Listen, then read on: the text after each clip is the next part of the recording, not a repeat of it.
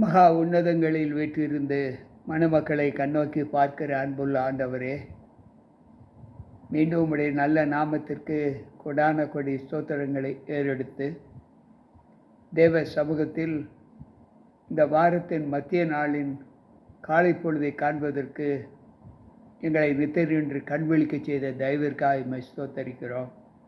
வந்திருக்கின்ற எங்கள் ஒவ்வொருவரோடும் உம்முடைய கிருபை, உம்முடைய சமாதானம் தங்கியிருந்து எங்களை காத்துக்கொள்ளும். ஆண்டவர் இயேசு கிறிஸ்துவின் நாமத்தில் ஜெபிக்கிறேன் நல்ல பிதாவே, ஆமென். அன்பு பிள்ளைகளே, கர்த்தருடைய சமூகத்தில் வந்திருக்கிற உங்கள் அனைவருக்கும் நம் ஆண்டவரும் இரட்சகருமாய் இருக்கிற இயேசு கிறிஸ்துவின் பரிசுத்த நாமத்தின் இந்த புதன்கிழமையின் காலையின் வாழ்த்துக்களை தெரிவித்துக் கொள்கிறேன்.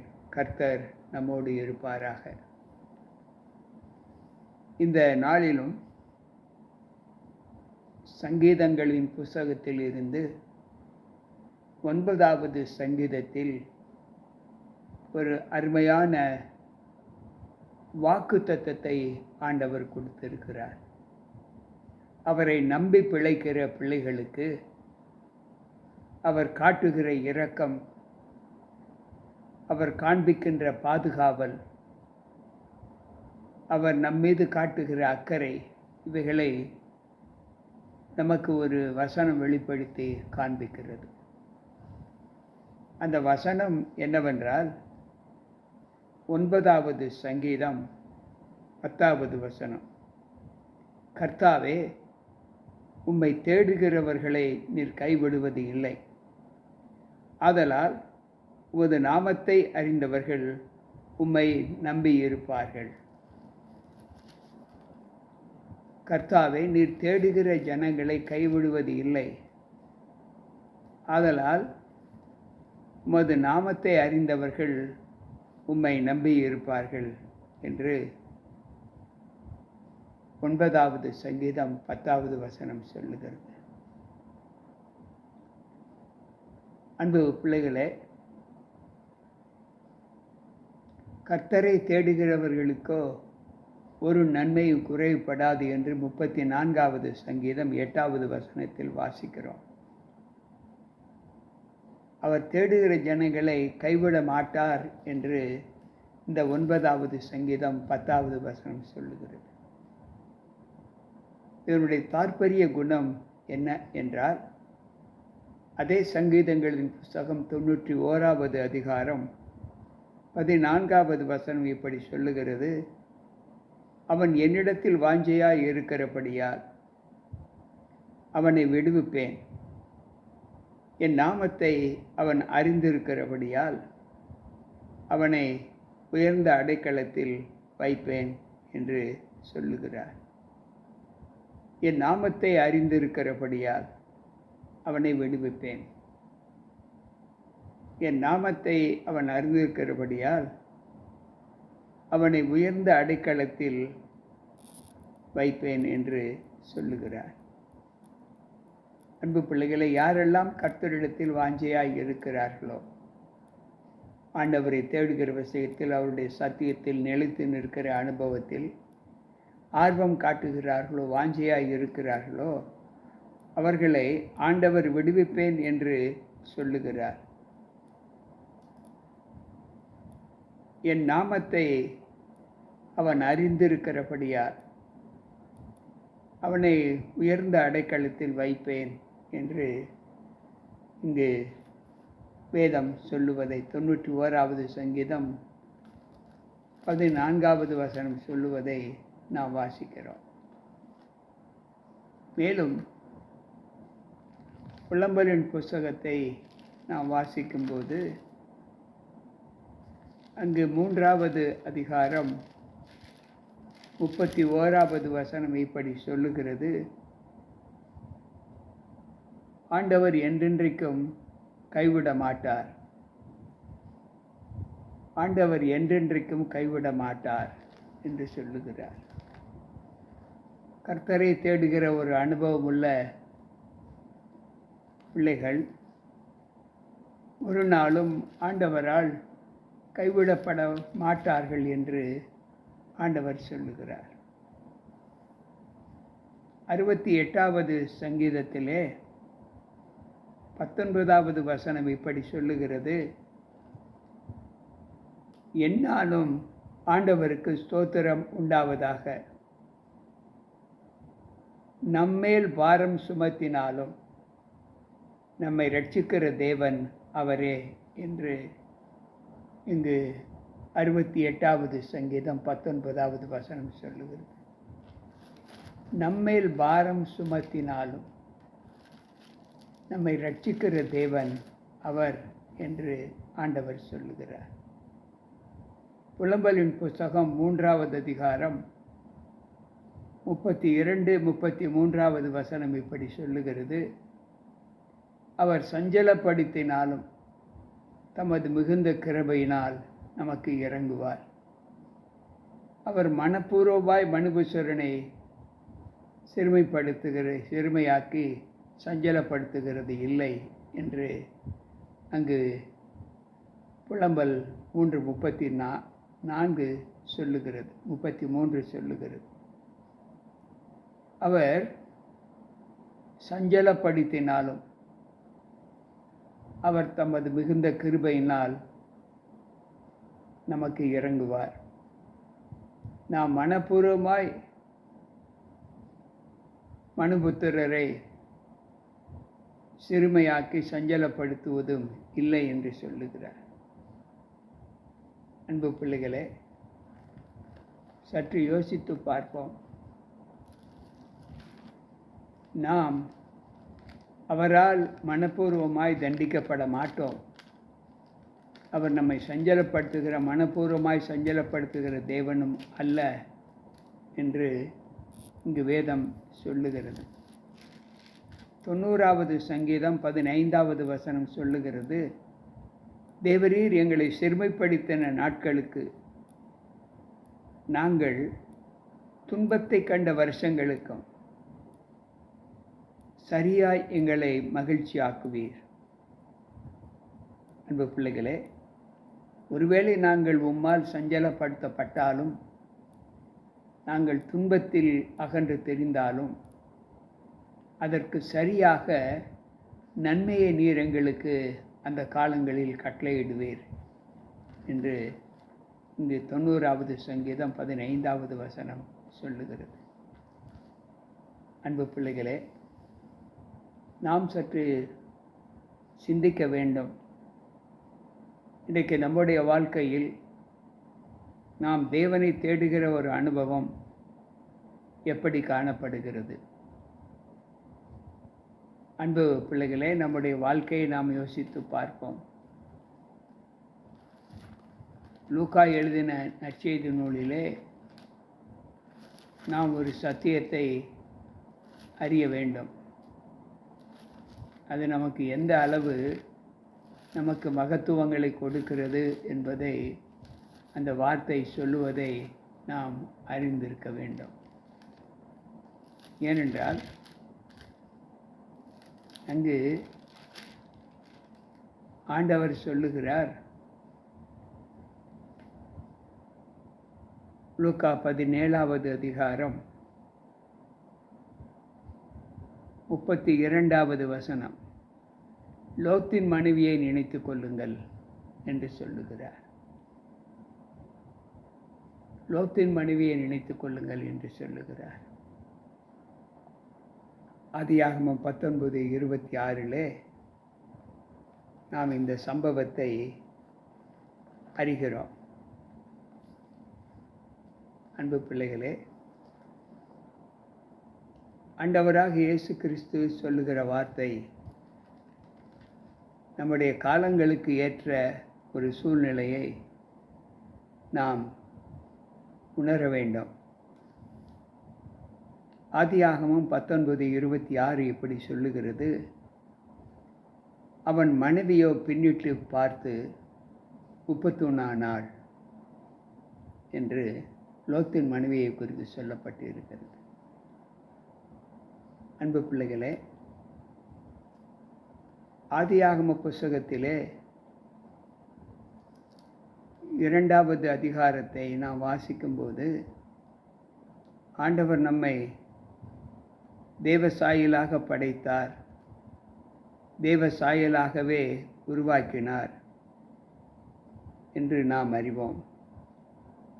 தேவனாகிய கர்த்தர் மனுஷனை பூமியில் உள்ள மண்ணிலிருந்து உருவாக்கி ஜீவ சுவாசத்தை அவன் நாசியிலே ஊதினார். மனிதன் ஜீவ ஆத்மா ஆனான் என்று ஆதியாகமம் 2:7 வாசிக்கிறோம். மேலும் ஆதியாகமம் 3:2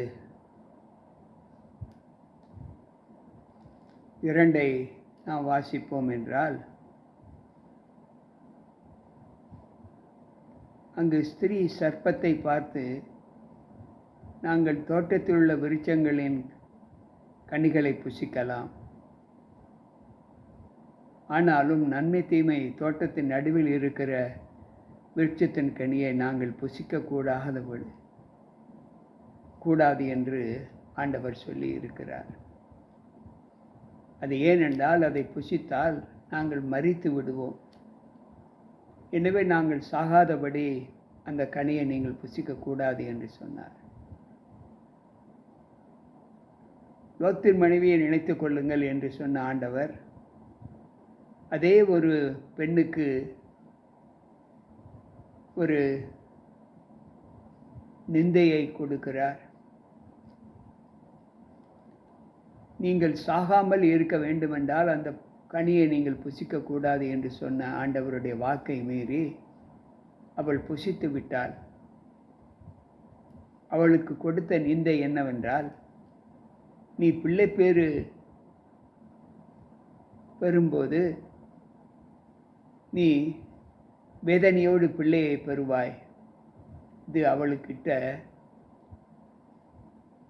சாபம், நிந்தை. லோத்தின் மனைவி திரும்பி பார்க்கக்கூடாது, பின்னிட்டு பார்க்கக்கூடாது என்று சொன்னாரே, உப்புத்தூண் ஆனது பின்னிட்டு பார்த்ததினால் உப்புத்தூண் ஆனது தேவன் அவளுக்கு கொடுத்த நிந்தை. ஆதியாகமம் 5 அப்போஸ்தலர் 5 அங்கு முதல் 7 வசனங்களை நாம் வாசிப்போம் என்றால்,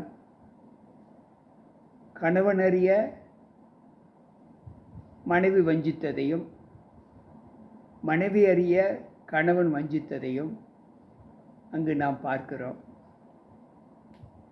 அங்கு பேதுரு சொல்லுகிறார், நீ மனுஷனிடத்தில் அல்ல பரிசுத்த ஆவியானவரிடத்தில் சொல்லுகிறாய்.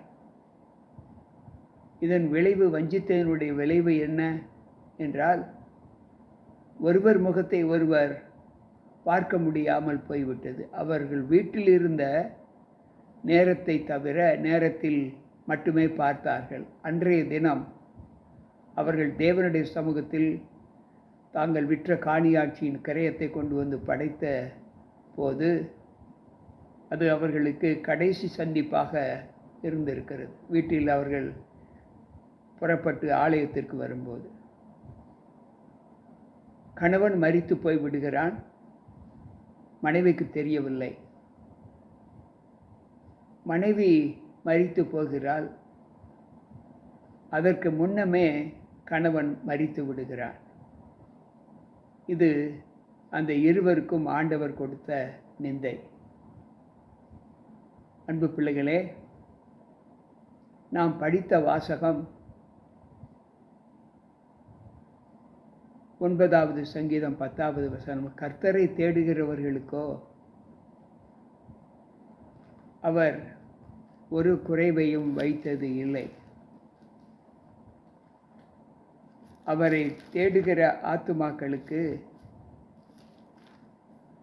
அவர் கைவிடுவது இல்லை என்று படித்தோமே. ஆனால் இந்த 3 அனுபவங்கள் வேதாகமத்தில் நமக்கு சொல்லப்பட்டு இருப்பதை நாம் பார்க்கிறோம்.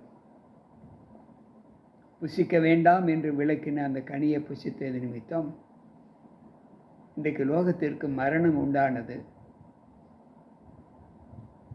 தேவன் திரும்பி பாராதே என்று சொன்ன அந்த அனுபவம்,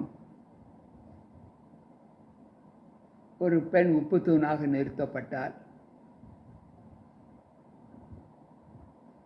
தேவனுக்கு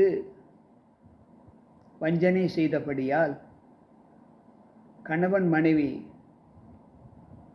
ஒருவர் அறியாத காலத்தில் இருவரும் மாண்டு போனார்கள். ஆண்டவர் சொல்லுகிற வார்த்தை. அவருடைய நாமத்தை அறிந்தவர்கள் அவரால் கைவிடப்படாமல் என்றைக்கும் அவரை நம்பியிருப்பார்கள் என்று வேதம் சொல்லுகிறது. எனக்கு பிரியமான தேவ பிள்ளைகளே, இந்த வார்த்தைகளின் நிமித்தம் நமக்கு கொடுக்கப்பட்ட இந்த அனுபவம் நம்மில் எப்படி நாம் ஈர்க்கப்படுகிறோம் என்பதை யோசித்து பார்ப்போம். ஒவ்வொரு நாளும் நம்முடைய வாழ்க்கையின் அனுகூலங்களை நாம் பார்க்கும்போதெல்லாம் தேவரீர் நமக்கு கொடுத்த வாக்குத்தத்தங்கள் என்ன என்பதை நாம் நன்கு உணர வேண்டும். நெருக்கப்படுகிற காலங்களில் அவர் அவனுக்கு தஞ்சமாக இருக்கிறார் என்று 9வது சங்கீதம் 9வது வசனம் சொல்லுகிறது. சிறுமைப்பட்டவனுக்கு கர்த்தர் அடைக்கலமானவர். நெருக்கப்படுகிற காலங்களிலே அவரே தஞ்சமாவார். அன்பு பிள்ளைகளே, இன்றைக்கு நம்முடைய வாழ்க்கையில் நாம் நெருக்கப்படுகிற காலங்களில் நமக்கு அடைக்கலத்தை தஞ்சமாக அவர் மாறுவார் என்கின்ற வாக்கு நம்மை எவ்வளவு பாதுகாவல் கொடுக்கிற ஒரு வார்த்தையாக காணப்படுகிறது. அதைத்தான் அங்கு தாவீது சொல்லுகிறார். அவரை தேடுகிறவர்களுக்கு அவர் அவர்களை கைவிட மாட்டார். ஆதலால் அவருடைய நாமத்தை அறிந்தவர்கள் உம்மை நம்பியிருப்பார்கள் என்று அந்த சங்கீதத்திலே அவர் முடிக்கிறார்.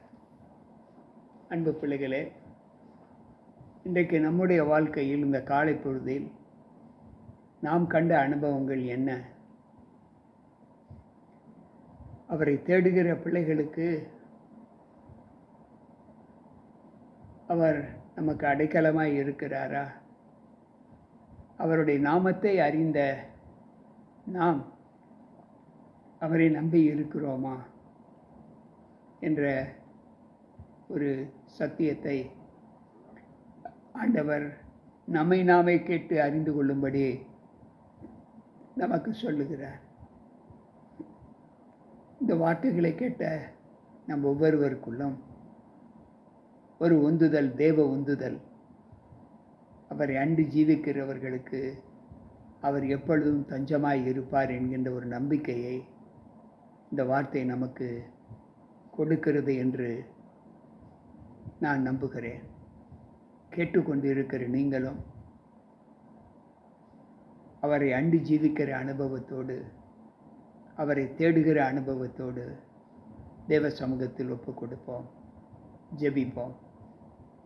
மகா உன்னதங்களில் வீட்டிலிருந்து மனுமக்களை கண்ணோக்கி பார்க்கிற எங்கள் அன்பு தெய்வமே, மீண்டும் இந்த பரிசுத்த நாளின் நல்ல வேலைக்காக உம்மை ஸ்தோத்தரிக்கிறோம், ஸ்துதிக்கிறோம். உம்முடைய ஜீவிதத்திலே நாங்கள் இடைப்பட்டு ஆண்டவரே, நல்ல நித்திரை என்று நாங்கள் கண் விழிக்கும்படி எங்களுக்கு தயை காண்பித்தீர். நன்றி ஆண்டவரே. அதிலும் இந்த நாளுக்குரிய சத்தியத்திலே 9வது சங்கீதம் 10வது வசனம் சொன்ன அந்த வாக்கு தத்துவத்தின்படி நீர் எங்களுக்கு இறங்குகிற, பாதுகாக்கிற, தஞ்சமாய் இருக்கிற தேவனாய் இருப்பதற்காக ஸ்தோத்தரிக்கிறோம். அந்த ஆசீர்வாதத்தை இன்றைக்கு உம்முடைய சமூகத்தில் வந்து நாங்கள் அனைவரும் பெற்று உம்முடைய பலத்தோடு இந்த நாளை நாங்கள் ஒப்பிட என் தேவன் எங்களை ஆசீர்வதித்து தாரும். எங்களுடைய கையின் பிரயாசங்கள், எங்களுடைய பயணங்கள் இந்த நாளின் பகலின் வெளிச்சத்திலே உமக்கு சாட்சியாக இருக்க நீர் கிருபை செய்யும். மட்டில்லாத கிருபையும் எங்களுக்கு நீர் காண்பித்தருளும். மீட்பர் இயேசு கிறிஸ்துவின் நாமத்தில் ஜெபிக்கிறேன் நல்ல பிதாவே, ஆமென். அன்பு பிள்ளைகளே, கேட்ட சத்திய வாசகங்கள் நம்முடைய விசுவாசத்திற்கு இன்னும் உந்துகோலாய் இருக்கும் என்று நான் கர்த்தருக்குள் நம்புகிறேன். மீண்டும் நாளை சந்திப்போம். உங்கள் போதகர் ஜி.கே. ராபர்ட். கர்த்தர் நம்மோடு இருப்பாராக. ஆமென்.